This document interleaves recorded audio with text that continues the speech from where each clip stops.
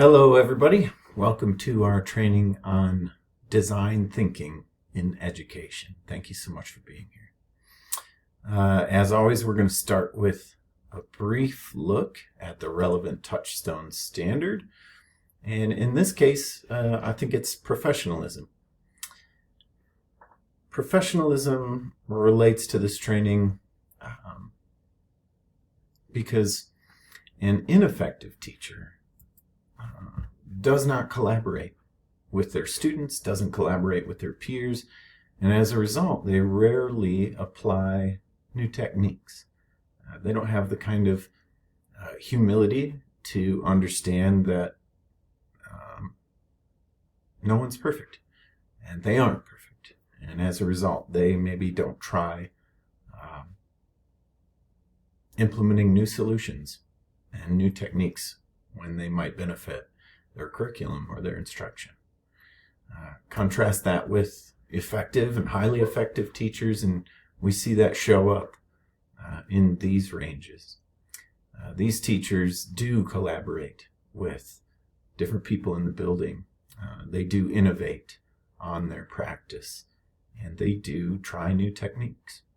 And so that's kind of what we're after today. We want to challenge you to identify one problem in your classroom that you've just, maybe over the course of years, have learned to live with. It might be something on this list, and it might be something totally different. But each of us, I'm sure, I know for me, at one time or another, almost everything on this list was true of my practice at some point in my career as a teacher. All of us can identify one thing, and so for those of you watching this video, go ahead and please just pause the screen here for a minute and decide which of these applies to your classroom. Okay, now that you've decided on a problem, let's put a pin in that.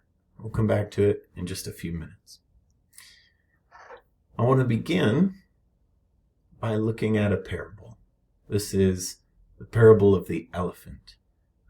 It's an Indian parable of these blind men who encounter an elephant for the first time, and they're asked to describe their experience of the elephant to the others. And this blind man here, he's touching the elephant's trunk, and he says, "Oh, it's like a python, like a powerful snake." And this fellow next to him says, "No, I don't think so. I think you've got that wrong. It's more like a spear. An elephant is more like a spear." And each of them in turn, of course, disagrees with the other. He says, "No, an elephant is like a huge wall." And the blind man who's grasping the elephant's tail says, "No, it's more like a rope." And each of them in their turn does a poor job of describing the elephant in reality. And I think, of course, the moral of this is summed up nicely by this quote by this author, Neame. "We don't see things as they are. We see them as we are." And this is because our perception of the world is subjective to us. It's filtered through our own experience and cultural narratives and our personal history and our DNA. As a result, our perception of the world is incomplete. There's data missing. Whereas the reality of the world is objectively true because it is unfiltered. It is complete in that sense. And so there will always be a gap between our perception of the world and the reality of the world. But we can work to shrink that gap. We can better align our perception of the world with reality through two means: humility and empathy. If we're humble enough to recognize the gap, then we can begin to close the gap by talking to each other, expanding our perception of reality by getting other people's perceptions of reality. And how does this relate to our training today? Well, we all started with enough humility to say, hey, I've had this challenge, this problem in my classroom. But it's one that I've learned to just live with. And I think the reason that a lot of educators learn to live with a problem that's going on in their classroom is because of that perception. You have the perception that there's no way to fix this thing. I've tried everything.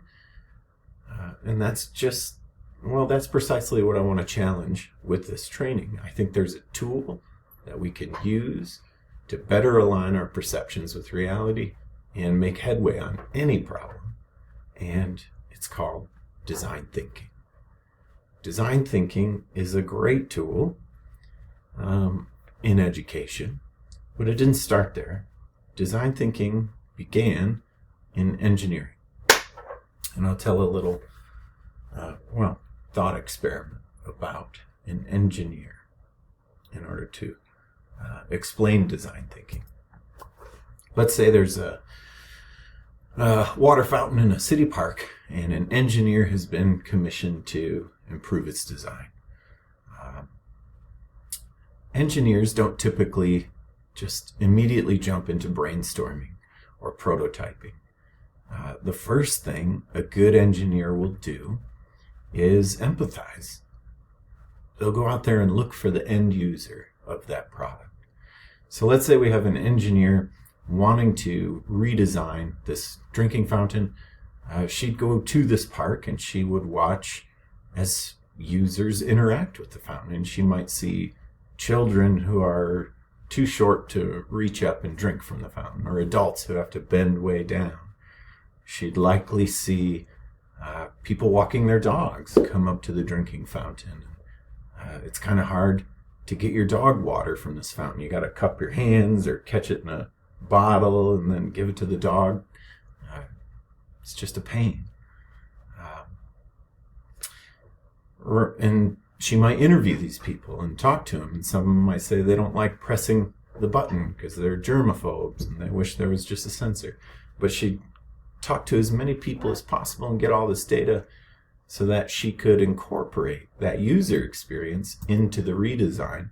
And I think you're going to end up with a much better drinking fountain or mousetrap or whatever it is you're engineering when you begin with the experience of the end user. It's a very human-centered approach to solving problems. It encourages us to be creative, to have empathy, and to iterate. Iteration is the process of going back to the drawing board. Engineering is never finished the way fashion is never finished, right? You can always continuously tweak and evolve a design to better address the problem.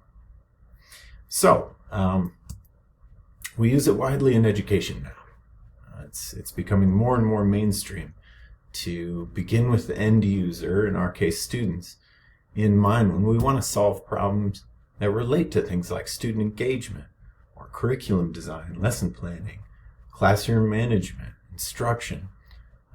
Almost any dimension of our profession can be improved by employing design thinking. So our goals today are simple. We want to understand the 5 stages of design thinking. What are they and how do they work? We want to apply that process to a real-world classroom challenge that you specifically are having. I'd like you to finish this training with a testable prototype that you can employ in your class. And I'd like you to embrace the ideology that we're here to iterate, not perfect a solution, right? We don't chase perfection. We just chase improvement. So, what are the 5 stages? Stage 1 is empathize. We speak to the end user so that we can better define the problem. This is stage 2. If you really nail down what the problem is, you're going to have a much better shot during ideation or brainstorming at addressing that problem. Once you've brainstormed a bunch of solutions, you choose one and make a prototype. A prototype is just like a rough draft, first try. And then, of course, you test that prototype in the 5th stage, and you gather feedback, and on you go. I think laying it out in 5 steps like this gives us the impression that this is a linear process with a start and an end, but that's not the reality either. Design, engineering, it's iterative, it's recursive. There's no start or no end.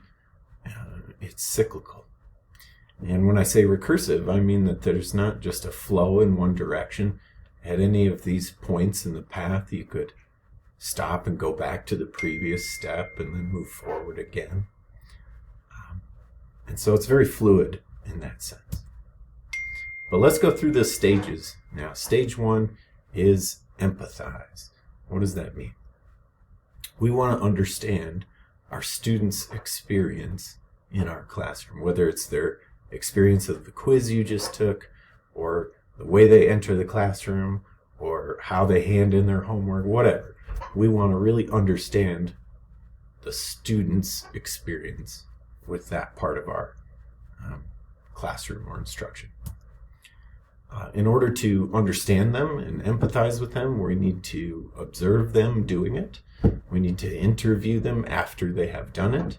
And we need to watch and listen to them and let them tell us about their experience. We can ask them questions like, hey, how are you feeling after this quiz? What are your thoughts about question number 5?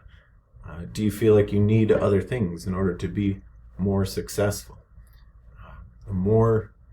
The better your questions, the better their answers, and the better you'll be able to empathize. Focus on gathering as many and all insights as you can from your end users. I'll give you a good example of one time I used this process, and it definitely helped improve my practice. Here at Excelsior Academy, I think about 14 years ago, they started using direct instruction.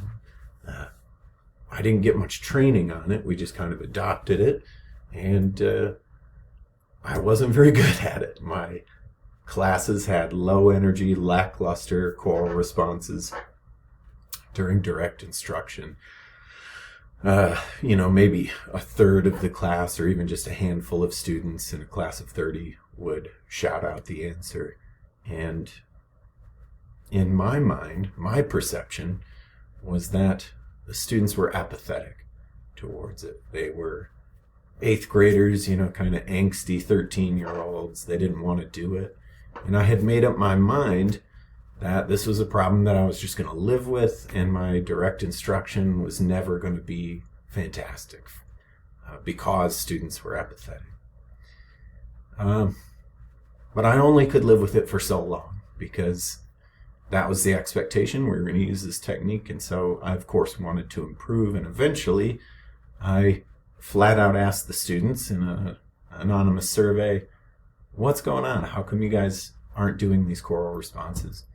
And from the students' perspective, some of the answers that I got kind of aligned with my perception. They would say things like, it's boring, or I just don't want to do it.